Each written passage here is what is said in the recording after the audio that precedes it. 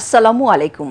ATN Bangla সংবাদে সবাইকে স্বাগত জানাচ্ছি সীমা খান। শুরুতেই বিআরবি কেবল সংবাদ শিরোনাম। প্রধানমন্ত্রী তারেক রহমানের দিল্লি সফর নিয়ে ভারত অধীর আগ্রহে অপেক্ষা করছে, বললেন দীনেশ ত্রিবেদী। সবার আগে বাংলাদেশ স্লোগানে একাত্মতা প্রকাশ। ঢাকা দিল্লি বাণিজ্য অগ্রগতি দুই দেশের রাজনৈতিক সম্পর্কে ভূমিকা রাখবে, ভারতীয় ব্যবসায়ী প্রতিনিধি দলের আশা। একসাথে কাজ করতে আগ্রহী এফবিসিসিআই। কর ব্যবস্থাপনা দুর্নীতি ও হয়রানি মুক্ত করার নির্দেশ প্রধানমন্ত্রীর। বিদেশি সহায়তায় নির্ভরতা কমিয়ে রাজস্ব আহরণে অভ্যন্তরীণ আয়ের উৎস খোঁজার আহ্বান। বাজারে নিত্যপণ্যের দাম স্থিতিশীল, দাবি বাণিজ্যমন্ত্রীর। বেড়েছে কিছু সবজির দাম।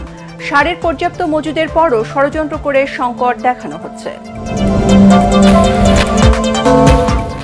বিদেশিদের প্রেসক্রিপশনে ক্ষমতায় গিয়ে দুর্নীতিতে যুক্ত হয় তরুণেরা। অভিযোগ নুরুল হক নূরের। 6 মাসের শাসনামলে সরকারকে পুরোপুরি ব্যর্থ বলছেন গোলাম পরওয়ার। এবং রোহিঙ্গাদের সংখ্যা নিয়ে বিভ্রান্তিকর তথ্য, মিয়ানমার রাষ্ট্রদূতকে তলব। আল কায়েদা ইস্যুতে জাতিসংঘের রিপোর্ট ফ্যাসিবাদের প্রোপাগান্ডা, মনে করেন পররাষ্ট্র প্রতিমন্ত্রী। শুনছিলেন বিআরবি কেবল সংবাদ শিরোনাম, এবারে জানাবো বিস্তারিত। বাংলাদেশের প্রধানমন্ত্রী তারেক রহমানের দিল্লি সফর নিয়ে ভারত অধীর আগ্রহে অপেক্ষা করছে। রাজধানীতে সফররত ভারতীয় ব্যবসায়ী প্রতিনিধি দলের সংবর্ধনা অনুষ্ঠানে এমন কথা জানালেন দেশটির হাইকমিশনার দীনেশ ত্রিবেদী। তিনি বলেন, বর্তমান সরকার সবার আগে বাংলাদেশ স্লোগান নিয়ে কাজ করছে। ভারতও একই কথায় বিশ্বাসী।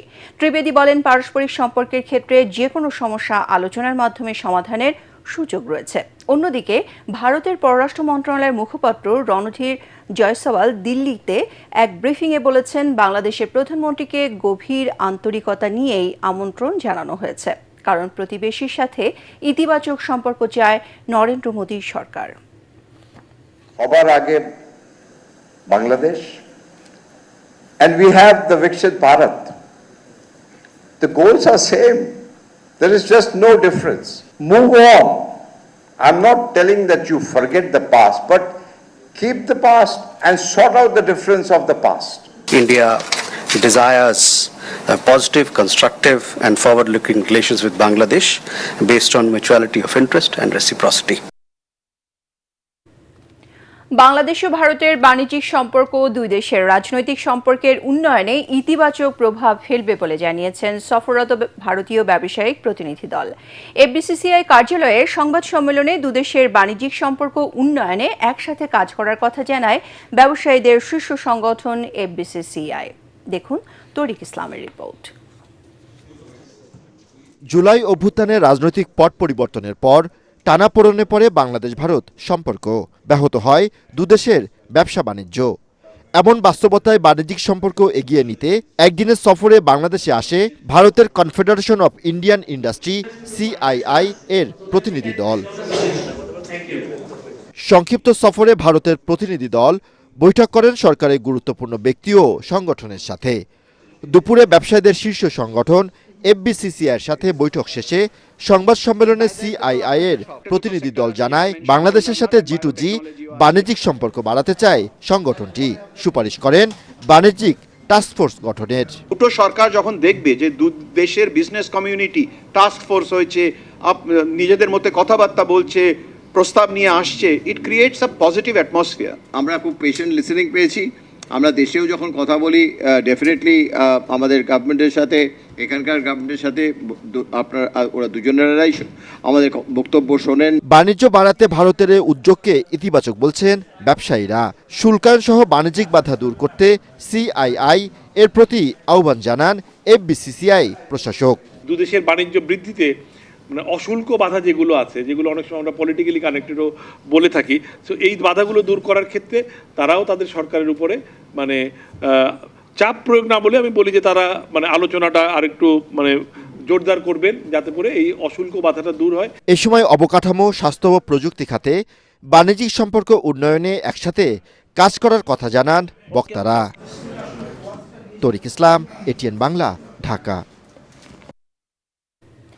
মানুষ যাতে স্বেচ্ছায় কর দেয় সেই পরিবেশ নিশ্চিতে কর ব্যবস্থাপনা ও আদায় পদ্ধতি সহজ, দুর্নীতি ও হয়রানি মুক্ত করার নির্দেশ দিয়েছেন প্রধানমন্ত্রী তারেক রহমান। রাজধানীতে দ্বিতীয় রাজস্ব সম্মেলনে তিনি বলেন, একই করদাতাদের ওপর বারবার করের বোঝা বাড়িয়ে রাজস্ব বৃদ্ধির নীতি টেকসই পদ্ধতি নয়, বরং কর প্রদানে সক্ষম ব্যক্তিদের শনাক্ত করে তাদের করের আওতায় আনতে হবে। তাছাড়া বিদেশি সহায়তায় নির্ভরতা ভবিষ্যৎ প্রজন্মের ওপর অতিরিক্ত ঋণের বোঝা চাপিয়ে দেবে বলেও মনে করেন তিনি। তাই রাজস্ব আহরণে অভ্যন্তরীণ আয়ের উৎস খুঁজে বের করার কথা বলেন তারেক রহমান। রিপোর্ট করছেন মইনুল আহসান। ভারপ্রাপ্ত সচিব অভ্যন্তরীণ সম্পদ। জাতীয় রাজস্ব বোর্ড এনবিআর এর আয়োজনে রাজধানীর চীন মৈত্রী সম্মেলন কেন্দ্রে রাজস্ব সম্মেলন 2026-এ যোগ দেন প্রধানমন্ত্রী তারেক রহমান। সারা দেশ থেকে আসা রাজস্ব কর্মকর্তারা এতে উপস্থিত ছিলেন। বিএনপি সরকার দায়িত্ব নেয়ার পর থেকে জুনের শেষ পর্যন্ত রাজস্ব আহরণের পরিমাণ ছিল ইতিবাচক বলে জানান এনবিআর চেয়ারম্যান। এ সময় রাজস্ব কর্মকর্তারা তাদের নানা পেশাগত সমস্যার কথা তুলে ধরেন। উই ওয়ান্ট রিফর্ম এবং ডিফর্ম, এই দুটার মধ্যে হেয়ারলাইন ডিফারেন্স আছে। গত বছর আন্দোলনের এক পর্যায়ে দক্ষ এবং যোগ্য অফিসারদের একটা বড় অংশকে শাস্তিমূলক ব্যবস্থার আওতায় আনা হলো। প্রতি 100 টাকা আদায়ে জাতীয় রাজস্ব বোর্ডের পরিচালন ব্যয় মাত্র 21 পয়সা। আমাদের লজিস্টিক সাপোর্টস এবং ইনফ্রাস্ট্রাকচারে আমাদের যে সুবিধা অপ্রতুল তারই প্রমাণ রাখে। অর্থমন্ত্রী আমির খসরু মাহমুদ চৌধুরী বলেন, রাজস্ব বিভাগের সংস্কার নিয়ে কর্মকর্তাদের উদ্বেগের কোনো কারণ নেই। রাজস্ব নীতি বিভাগ এবং রাজস্ব ব্যবস্থাপনা বিভাগ সৃজনের মাধ্যমে আমরা আরো দক্ষ ও গতিশীল রাজস্ব ব্যবস্থা প্রতিষ্ঠা করতে সক্ষম হব। প্রধানমন্ত্রী তারেক রহমান বলেন, দীর্ঘ ফ্যাসিবাদী শাসনের পর জনগণের ভোটে নির্বাচিত বিএনপি সরকার একটি ভঙ্গুর অর্থনীতির মধ্য দিয়ে রাষ্ট্র পরিচালনার দায়িত্ব গ্রহণ করেছে। তিনি বলেন, ফ্যাসিবাদী শাসন শোষণের অভিশাপ থেকে রাষ্ট্রের অন্য সকল প্রতিষ্ঠানের মতো জাতীয় রাজস্ব বোর্ডও মুক্ত থাকতে পারেনি। ফ্যাসিবাদ মুক্ত বাংলাদেশে এবার আমাদের অর্থাৎ বাংলাদেশের ঘুরে দাঁড়ানোর পালা। দেশের জনগণ বর্তমানে এনবিআরকে একটি নির্ভরযোগ্য এবং বিশ্বস্ত প্রতিষ্ঠান হিসাবে প্রত্যাশা করে। সরকার প্রধান বলেন, এনবিআর এর কর্মকর্তাদের সাফল্যের উপরই সরকারের সকল উন্নয়ন পরিকল্পনা গ্রহণ এবং বাস্তবায়নের সফলতা অনেকাংশে নির্ভরশীল। অন্তর্বর্তী সরকারের সময় সংস্কার ইস্যুতে এনবিআর এর আন্দোলনের কথা উল্লেখ করে প্রধানমন্ত্রী বলেন, দেশের ক্ষতি হয় এমন কিছু করা থেকে বিরত থাকতে হবে। ইন্টারিম গভর্নমেন্টের সময় এনবিআর এ যেই দুঃখজনক ঘটনাটি ঘটেছিল, আমরা চাই আপনারা নিরাপদে স্বস্তি নিয়ে আপনারা দেশ গঠনে কাজ করুন। আসুন আমরা যে কোনো ধরনের বিশৃঙ্খলাকে পরিহার করার চেষ্টা করি। বিশ্ব অর্থনীতি দ্রুত পরিবর্তিত হচ্ছে উল্লেখ করে সরকার প্রধান বলেন, এমন বাস্তবতায় সমস্যা, সম্ভাবনা এবং চ্যালেঞ্জ মোকাবেলায় রাজস্ব কর্মকর্তাদের বহুমাত্রিক দক্ষতা অর্জন এখন সময়ের দাবি। Digital economy, e-commerce, transfer pricing, international taxation, trade finance, financial crime, money laundering, artificial intelligence, এই সবগুলো বিষয় সম্পর্কে সুস্পষ্ট নলেজ থাকাটা বোধহয় এখন অত্যন্ত প্রয়োজন।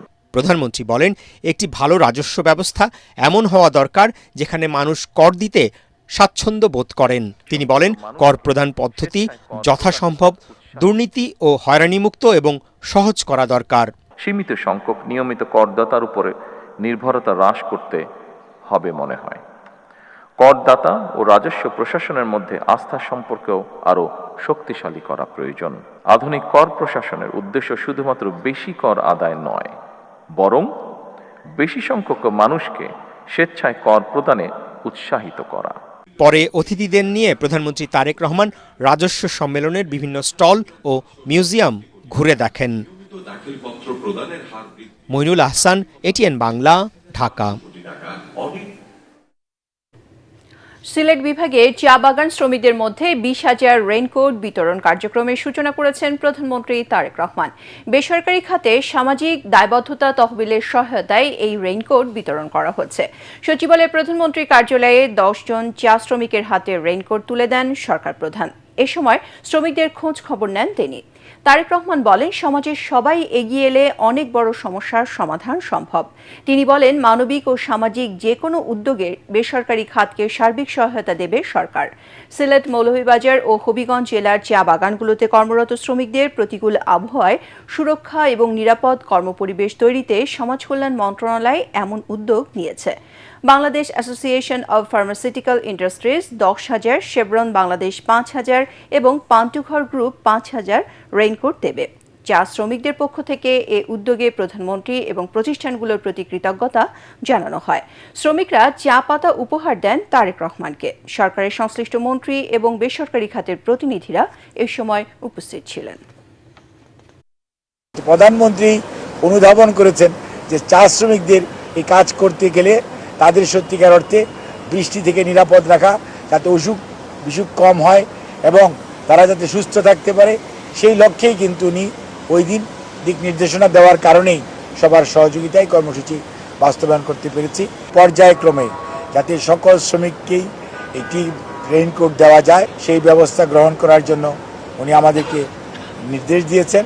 সেই অনুযায়ী যে 20,000 পাওয়া গেছে, সেই 20,000 আমরা আগামীকালকে বা পরশুর মাঝেই প্রতিটি চা বাগানে এমপি সাহেবদের তত্ত্বাবধানে শ্রমিকদের সংগঠন আছে, তাদের মাধ্যমে আমরা চা শ্রমিকদের মাঝে সরাসরি বিতরণ করব। মহাসড়কে 3 চাকার যানবাহন চলতে দেয়া হবে না বলে জানিয়েছেন স্বরাষ্ট্রমন্ত্রী সালাউদ্দিন আহমদ। ঢাকা-চট্টগ্রাম মহাসড়কে ট্রাফিক আইন লঙ্ঘন রোধে এআই প্রযুক্তির অটো ফাইন সিস্টেম উদ্বোধনে তিনি একথা বলেন। এআই ক্যামেরা ব্যবহারে চাঁদাবাজি বন্ধ হবে বলে আশাবাদী মন্ত্রী।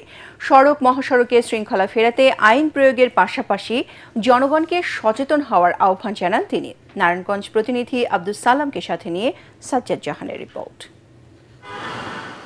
রাজধানীর 19টি গুরুত্বপূর্ণ মোড়ে কৃত্রিম বুদ্ধিমত্তা বা এআই প্রযুক্তির ব্যবহারে সুফল মিলছে। এরই ধারাবাহিকতায় এবার ঢাকা-চট্টগ্রাম মহাসড়কে ট্রাফিক আইন লঙ্ঘন রোধে এআই ভিত্তিক অটো ফাইন সিস্টেম চালু করছে সরকার।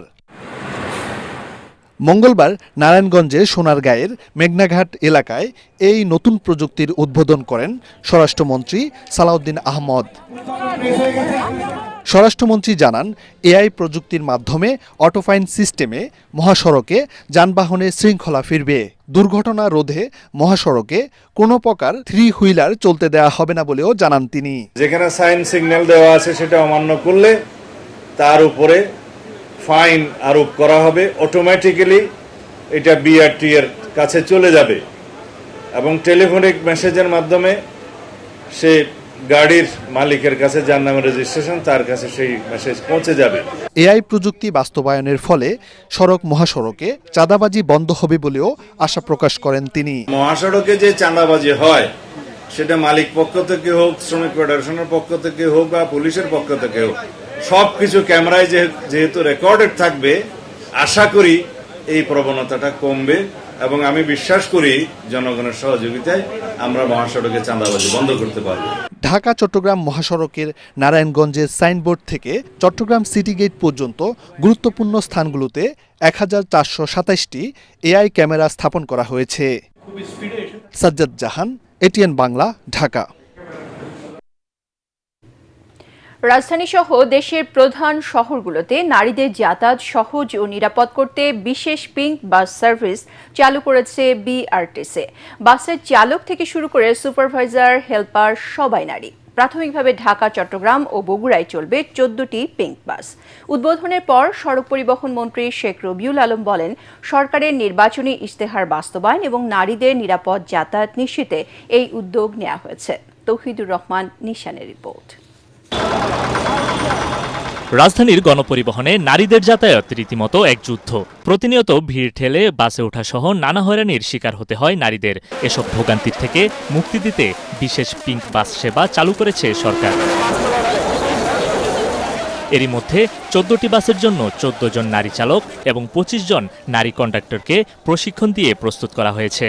নারীদের সর্বোচ্চ নিরাপত্তা নিশ্চিতে প্রতিটি বাসে বসানো হয়েছে ক্লোজ সার্কিট ক্যামেরা। একজন নারী হয়ে আরেকটা নারীকে খুব নিরাপদে গন্তব্যস্থলে পৌঁছায় দেওয়া এবং নিয়ে আসার যে ব্যাপারটা খুবই আনন্দদায়ক। যদি আমাদের ড্রাইভার ভাইয়েরা যারা আছে তারা যদি আমাদের সহযোগিতা করে তাহলে আমাদের চ্যালেঞ্জটা অনেক কমে চলে আসবে।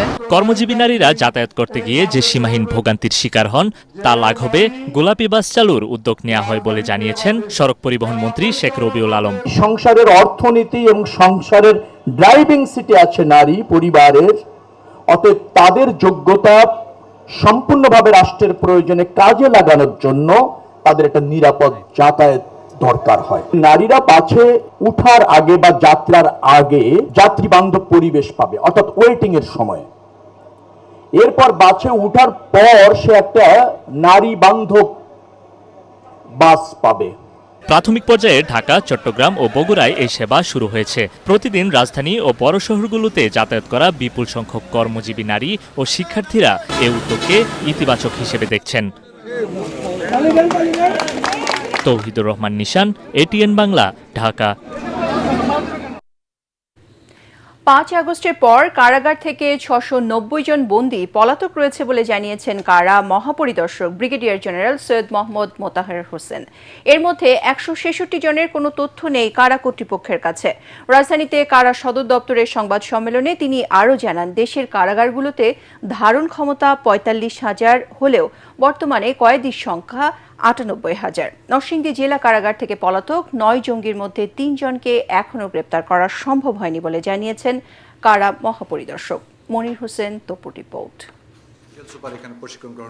কারা মহাপরিদর্শকের দায়িত্ব গ্রহণের পর গেল 2 বছর ধরে দেশের কারাগারগুলোর সংস্কার, বন্দীদের জীবনমান উন্নয়ন, প্রশিক্ষণ সহ নানা উদ্যোগের বিষয়ে জানাতে বকশীবাজারে কারা সদর দপ্তরে এই সংবাদ সম্মেলনের আয়োজন করা হয়। এ সময় কারা মহাপরিদর্শক ব্রিগেডিয়ার জেনারেল সৈয়দ মোহাম্মদ মোতাহের হোসেন জানান, দেশের 75টি কারাগারে 98,000 বন্দী আছে, যা ধারণ ক্ষমতার দ্বিগুণের বেশি। বর্তমানে যারা কারাগারে কাজ করছেন সেই তুলনায় আরও 4 থেকে 5 গুণ বন্দী কাজ করার সুযোগ চায় বলেও জানান তিনি। সাংবাদিকদের প্রশ্নের জবাবে তিনি জানান, জুলাই আন্দোলনের সময় কারাগার থেকে 2200 বন্দীর মধ্যে এখনও প্রায় 700 বন্দী পলাতক। গায়েব 166 বন্দীর নথিও নেই। 690 জন আমাদের এখনো পলাতক আছেন, তার মধ্যে 166 জনের তথ্য আমাদের কাছে আমরা এখনো রিট্রিভ করতে পারছি না নরসিংদী কারাগারের। বাকিগুলো তথ্য আমাদের কাছে আছে এবং সুনির্দিষ্টভাবে তাদের নামে মামলা করা হয়েছে। ধারণ ক্ষমতার স্বল্পতার কারণে অনেক দুর্ধর্ষ আসামিকে আলাদা করে রাখা যাচ্ছে না। কিছু দুর্বলতা থাকায় সাধারণ আসামিরা হয়তো জঙ্গিদের সংস্পর্শে এসেছে, তবে চেষ্টা করা হচ্ছে তাদের আলাদা রাখার। ধারণ ক্ষমতার প্রায় দ্বিগুণের অধিক বন্দী হ্যান্ডেল করছি, মানে যে কারণে আমাদের আবাসন একটা বড় সমস্যা। যদি এমন কোনো প্রভিশনস থাকতো যেখানে আমরা আসলে তাদেরকে একদম আলাদা করে রাখতে পারতাম, বাট কারাগারে আমাদের যে বর্তমানে যে অবস্থা তাতে আসলে একদম অ্যাবসলিউটলি সেগ্রিগেট করে কাউকে রাখা যাচ্ছে না। হয়তোবা সেই ওই ওয়ার্ড অথবা সেই বিল্ডিংয়ে থাকার কারণে কোনো না কোনোভাবে সংশ্লিষ্টতা এসেছে। কারাগারে থাকা আওয়ামী লীগ নেতারা মোবাইলে কথা বলছেন, এটি স্বীকার করে কারা মহাপরিদর্শক জানান, এই প্রবণতা কমে এসেছে, তাদেরকে অতিরিক্ত কোনো সুবিধা দেওয়া হচ্ছে না। মনির হোসেন তপু, এটিএন বাংলা, ঢাকা। বাজারে জিনিসপত্রের দাম স্থিতিশীল আছে বলে মনে করছেন বাণিজ্যমন্ত্রী। তিনি বলেন, মৌসুম শেষের কারণে কিছু সবজির দাম বেড়েছে, এর ফলে কৃষকরা ন্যায্য মূল্য পাচ্ছেন বলে দাবি করেছেন কৃষিমন্ত্রী। তিনি জানান, বর্ষা মৌসুমে কাঁচামরিচ, টমেটো, আদা আমদানি বন্ধে আধুনিক পদ্ধতিতে ফলন বাড়ানোর উদ্যোগ নেওয়া হয়েছে। কৃষিমন্ত্রী বলেন, সারের পর্যাপ্ত মজুদ থাকার পরও ষড়যন্ত্র করে সংকট দেখানো হচ্ছে। রিপোর্টে জানাচ্ছেন মাহবুব কবির চপল। বিরোধী দলে থাকলে জিনিসপত্রের দাম বাড়াকে অযৌক্তিক মনে হলেও সরকারে এলে সেটি হয়ে যায় যৌক্তিক। এখনও তেমনটাই দেখা যাচ্ছে। বাজারে 80 টাকার কমে সবজি মিলছে না। কৃষিমন্ত্রী বলছেন, তিনি নিজেও বাজার করেন, বর্ষার কারণে সবজির দাম বেশি, এতে ন্যায্য মূল্য পাচ্ছেন কৃষকরা। আমি প্রত্যেকদিন বাজারে যাই, আমার গাড়িতে একটা ব্যাগ সবসময় থাকে। হ্যাঁ, আসেন আপনি এই মুহূর্তে কৃষি পণ্যের যে দাম আছে, এটা রেনি সিজনে বিশেষ করে ভেজিটেবল উৎপাদন করা খুব সহজ কাজ না। আর যেই দামটা আছে আপনার দৃষ্টিতে এখন বললে তো সাংবাদিকদের, আপনারাও সাংবাদিক, কত টাকা দাম আছে? 80 টাকা, 100 টাকা, এই তো এইটাই তো।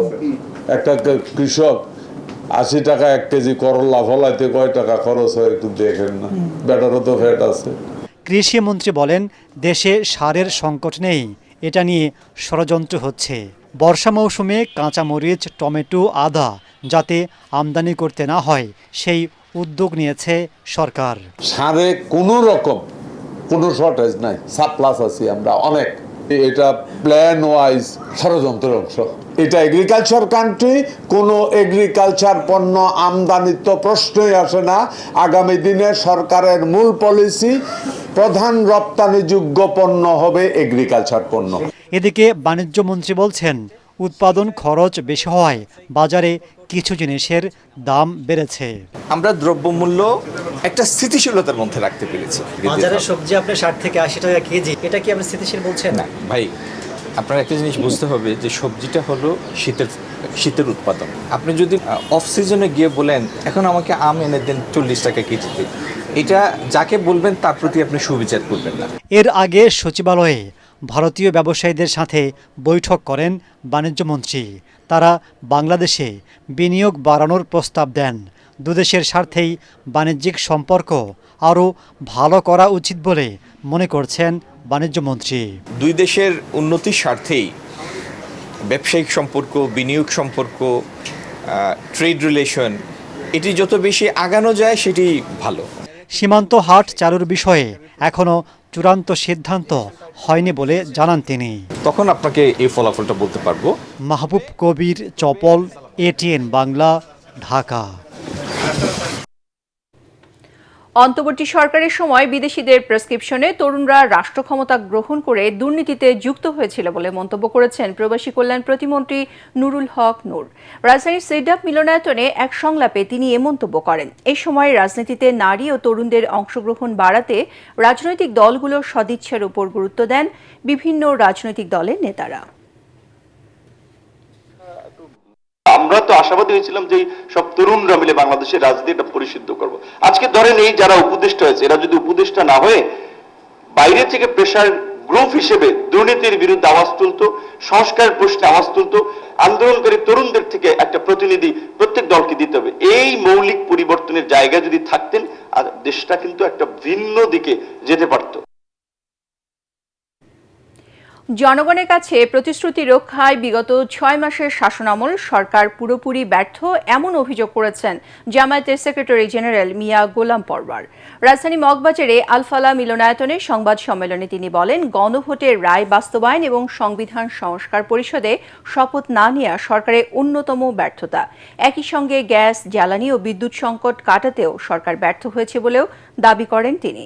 আইন শৃঙ্খলা পরিস্থিতির অবনতি, হত্যাকাণ্ড, নির্যাতন বৃদ্ধি, সীমান্ত হত্যা এবং সীমান্তবর্তী এলাকায় পুশিন ঠেকাতে সরকারের ভূমিকা নিয়েও প্রশ্ন তোলেন জামায়াতের এই নেতা। সরকারের প্রথম 6 মাসের জনগণের সাথে দেওয়া বিশ্বাস ভঙ্গ করে সবচেয়ে চরম দ্বিচারিতা এবং ব্যর্থতা হচ্ছে জাতির সাথে দেওয়া ওয়াদাকে রক্ষা করতে না পারা। জুলাই সনদ আমরা সবাই স্বাক্ষর করেছিলাম, তার ভিত্তিতে যে গণভোট অনুষ্ঠিত হয়েছিল, সেই গণভোটের রায় কার্যকর তো করেইনি, বরং সেই গণভোটের প্রশ্নে সম্পূর্ণ নেতিবাচক ভূমিকায় সরকার অবস্থান নিয়েছে। রোহিঙ্গাদের নিজ দেশে ফেরত পাঠাতে মিয়ানমারের সাথে চুক্তি করে আওয়ামী লীগ সরকার সংকটের 12টা বাজিয়ে গেছে বলে মন্তব্য করেছেন পররাষ্ট্র প্রতিমন্ত্রী শামা ওবায়দ। পররাষ্ট্র মন্ত্রণালয়ে এক ব্রিফিংয়ে গণমাধ্যমকে তিনি বলেন, রোহিঙ্গার সংখ্যা নিয়ে মিয়ানমারের দেয়া তথ্যে বিভ্রান্তি আছে বলে দেশটির রাষ্ট্রদূতকে জানানো হয়েছে। বাংলাদেশে আল কায়েদা ইস্যুতে জাতিসংঘের রিপোর্ট ফ্যাসিবাদে প্রোপাগান্ডা হতে পারে বলেও জানান পররাষ্ট্র প্রতিমন্ত্রী। ইমদাদুল্লাহ বাবুর রিপোর্ট। জাতিসংঘের শরণার্থী বিষয়ক সংস্থা UNHCR এর তথ্যমতে বাংলাদেশে বর্তমানে আশ্রয় নেয়া রোহিঙ্গা জনগোষ্ঠীর সংখ্যা 12 লাখেরও বেশি। তবে সম্প্রতি মিয়ানমারের পররাষ্ট্র মন্ত্রণালয় এক বিবৃতিতে জানিয়েছে 7 লাখ রোহিঙ্গা জনগোষ্ঠীর তথ্য যাচাই বাছাই করে মাত্র 3 লাখ শনাক্ত করা হয়েছে। মঙ্গলবার এ বিষয়ে কথা বলতে পররাষ্ট্র মন্ত্রণালয়ে ডেকে আনা হয় ঢাকায় নিযুক্ত মিয়ানমারের রাষ্ট্রদূত ইউকিয়াও সোয়েমোয়েকে। আলোচনা হয়েছে। ব্রিফিংয়ে পররাষ্ট্র প্রতিমন্ত্রী শামা ওবায়দ জানান, রোহিঙ্গাদের সংখ্যা নিয়ে যে তথ্য দিয়েছে মিয়ানমার তা সঠিক নয়। আলোচনা হয়েছে যে মিয়ানমারের দিক থেকে যে স্টেটমেন্টটা করা হয়েছে সেখানে সংখ্যার কিছু বিভ্রাট আছে, যেটার সাথে বাংলাদেশের সরকার বা পররাষ্ট্র মন্ত্রণালয় একমত না। আমাদের সাথে কথা হয়েছে, মিয়ানমারের অ্যাম্বাসেডর আমাদেরকে আশ্বস্ত করেছে যে মিয়ানমার সরকারের সাথে উনি কথা বলবেন। শহীদ প্রেসিডেন্ট জিয়াউর রহমানের সময় জাতিসংঘের হস্তক্ষেপে বহুপক্ষীয় চুক্তির মাধ্যমে রোহিঙ্গা প্রত্যাবাসন করা হয়েছিল। তবে আওয়ামী লীগ সরকার এই দফায় দ্বিপক্ষীয় চুক্তি করায় সমস্যা আরও ঘনীভূত হয়েছে বলেও মন্তব্য করেন তিনি। শেখ হাসিনার সরকার দ্বিপক্ষীয় চুক্তি করে এটা 12টা প্রথমেই বাজিয়ে দিয়েছিল। হ্যাঁ, যখন বিএনপি সরকার রোহিঙ্গা রিপ্যাট্রিয়েশন করেছিল তখন প্রথমেই শহীদ রাষ্ট্রপতি জিয়াউর রহমানের সময় উনি একটা ট্রাইপার্ট্রেট এগ্রিমেন্ট করেছিলেন। জাতিসংঘ was a very active part of that agreement. আন্তর্জাতিক চাপ যে প্রয়োগ করতে হবে মিয়ানমার সরকারের উপরে, আরাকান আর্মির উপরে, আমরা সবসময় বলছি। এ সময় জাতিসংঘের নিরাপত্তা পরিষদের সাম্প্রতিক প্রতিবেদনে বাংলাদেশে আল কায়েদার নেটওয়ার্ক গড়ে উঠছে বলে দেয়া তথ্যের সমালোচনা করেন প্রতিমন্ত্রী। ফ্যাসিবাদ সরকার এটা খুব ভালো করতে পারে এবং এটা তাদেরও একটা প্রপাগান্ডা হতে পারে, তো সুতরাং সেটা আমাদের খতিয়ে দেখতে হবে এবং এটার উপরে আমার পররাষ্ট্র মন্ত্রণালয়ের কাছে কোনো ডেটা নাই যেটার উপরে ভিত্তি করে আমি কথা বলবো। এক প্রশ্নের জবাবে প্রধানমন্ত্রী তারেক রহমানের ভারত সফর নিয়ে এখনো কোনো হালনাগাদ তথ্য নেই বলে জানান শামা ওবায়েদ। প্রাইম মিনিস্টারের ভিজিট যখন যেই দেশে ঠিক হবে প্রাইম মিনিস্টারের অফিস থেকে আপনারা জানতে পারবেন। ইমদাদুল্লাহ বাবু, ATN বাংলা, ঢাকা। রাজনীতির নানা আলোচিত অধ্যায় ও অভিজ্ঞতার গল্প নিয়ে প্রকাশিত হলো রাজনীতির সদরে অন্দরে। জাতীয় প্রেসক্লাবে এক অনুষ্ঠানে বইটির মোড়ক উন্মোচন করা হয়। সাংবাদিক ও রাজনৈতিক বিশ্লেষক মারুফ কামাল খানের লেখা এই বইটিতে উঠে এসেছে দেশের রাজনীতির বিভিন্ন সময়ের গুরুত্বপূর্ণ ঘটনা ও নেপথ্যের নানা কাহিনী। অনুষ্ঠানে উপস্থিত ছিলেন বিএনপির স্থায়ী কমিটির সদস্য ও প্রধানমন্ত্রী উপদেষ্টা নসরুল ইসলাম খান, সংস্কৃতিমন্ত্রী নিতাই রায় চৌধুরী, তথ্যমন্ত্রী জহির উদ্দিন স্বপন সহ মন্ত্রীর, সাংবাদিক ও বিশিষ্টজনরা। বক্তারা বলেন, দেশের রাজনৈতিক ইতিহাস, গুরুত্বপূর্ণ সিদ্ধান্তের নেপথ্য, ঘটনাপ্রবাহ বুঝতে বইটি পাঠকের জন্য সহায়ক হবে।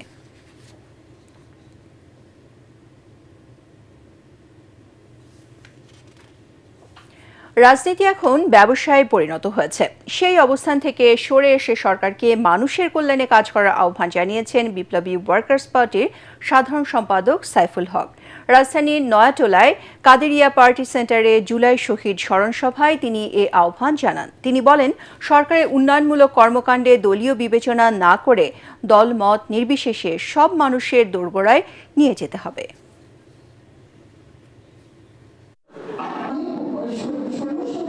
রাজনীতি অনেকের কাছে দ্রুত ক্ষমতা এবং অর্থবিত্ত গড়ে তোলা, টাকা পয়সা কামানোর একটা মাধ্যম। আমি বলেছি রাজনীতি আমার এরকম কোনো পেশা না, এটা কোনো ব্যবসা না। আমি বলেছি রাজনীতি আমার কাছে ইবাদতের মতো। সরকারের মধ্যে বিএনপি পুরোটা ঢুকে যাচ্ছে, মেহরবানি করে সরকারের মধ্যে বিএনপিকে পুরোটা ঢুকাই দিয়ে না। সরকারও ঢুকবে, বিএনপিও ঢুকবে। এটা নিয়ে কোনো দলীয়করণ, কোনো দলবাজি, এটা বিএনপি আশা করি বিএনপি করবে না এবং সরকার করবে না। আপনারাও এই ব্যাপারে সহযোগিতা করবেন। এবারে পূবালী ব্যাংক বাণিজ্য সংবাদ।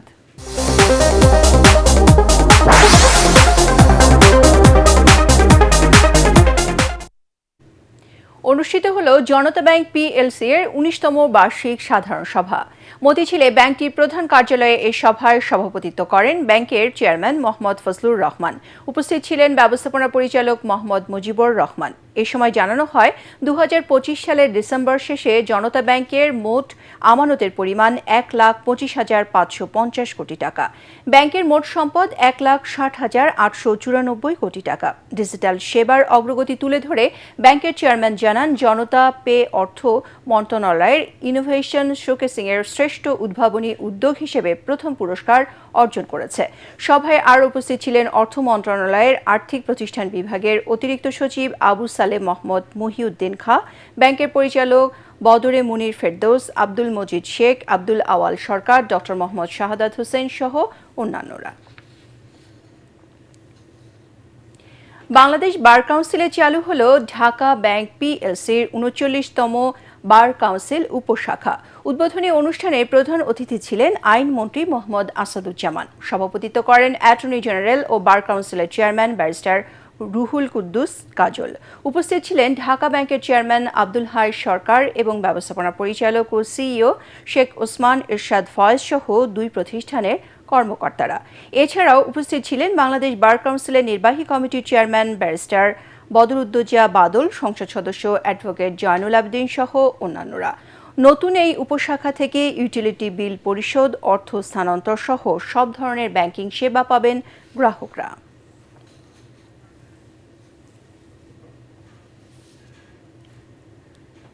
শিক্ষা, গবেষণা, দক্ষতা উন্নয়ন ও কর্মসংস্থানের সুযোগ সৃষ্টিতে কুমিল্লা বিশ্ববিদ্যালয়ের উপাচার্যের বাসভবনে এক গোলটেবিল বৈঠক ও সেমিনার অনুষ্ঠিত হয়েছে।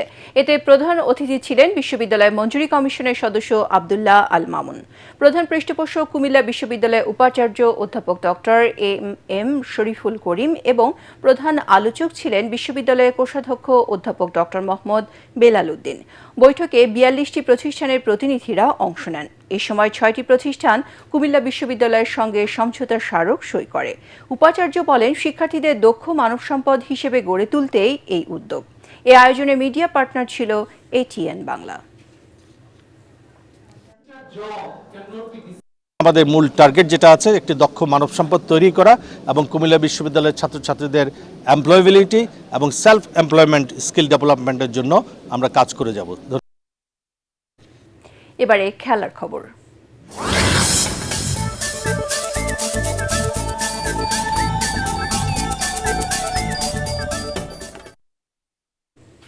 ডারউইনে ইতিহাস গড়ার পর এবার ম্যাকাইতে শান্ত মিরাজরা।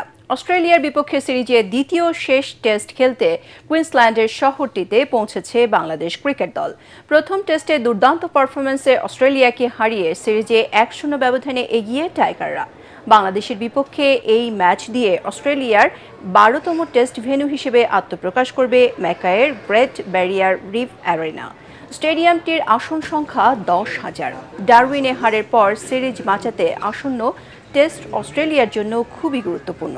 ম্যাচটি ঘিরে অস্ট্রেলিয়ানদের মধ্যে তৈরি হয়েছে তুমুল আগ্রহ। এরই মধ্যে দ্বিতীয় টেস্টের প্রথম দিনের সব টিকিট বিক্রি হয়ে গেছে। সংবাদ শেষ করার আগে বিআরবি কেবল শিরোনামগুলো আরও একবার।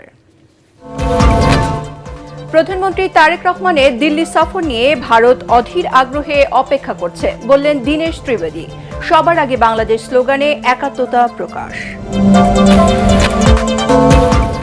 ঢাকা দিল্লি বাণিজ্য অগ্রগতি 2 দেশের রাজনৈতিক সম্পর্কে ভূমিকা রাখবে, ভারতীয় ব্যবসায়ী প্রতিনিধি দলের আশা। একসাথে কাজ করতে আগ্রহী এফবিসিসিআই। কর ব্যবস্থাপনা দুর্নীতি ও হয়রানি মুক্ত করার নির্দেশ প্রধানমন্ত্রীর। বিদেশি সহায়তায় নির্ভরতা কমিয়ে রাজস্ব আহরণে অভ্যন্তরীণ আয়ের উৎস খোঁজার আহ্বান। বাজারে নিত্যপণ্যের দাম স্থিতিশীল, দাবি বাণিজ্যমন্ত্রীর। বেড়েছে কিছু সবজির দাম। সারের পর্যাপ্ত মজুদের পরও ষড়যন্ত্র করে সংকট দেখানো হচ্ছে। বিদেশিদের প্রেসক্রিপশনে ক্ষমতায় গিয়ে দুর্নীতিতে যুক্ত হয় তরুণেরা। অভিযোগ নুরুল হক নূরের। 6 মাসের শাসনামলে সরকারকে পুরোপুরি ব্যর্থ বলছেন গোলাম পরওয়ার। এবং রোহিঙ্গাদের সংখ্যা নিয়ে বিভ্রান্তিকর তথ্য, মিয়ানমার রাষ্ট্রদূতকে তলব। আল কায়েদা ইস্যুতে জাতিসংঘের রিপোর্ট। ফ্যাসিবাদের প্রোপাগান্ডা মনে করেন পররাষ্ট্র প্রতিমন্ত্রী। পরবর্তী সংবাদ দেখার আমন্ত্রণ জানিয়ে এখনকার মতো শেষ করছি। ATN বাংলা সংবাদ ইউটিউবে দেখতে ব্রাউজ করুন youtube/ATN বাংলা নিউজ। ধন্যবাদ সবাইকে।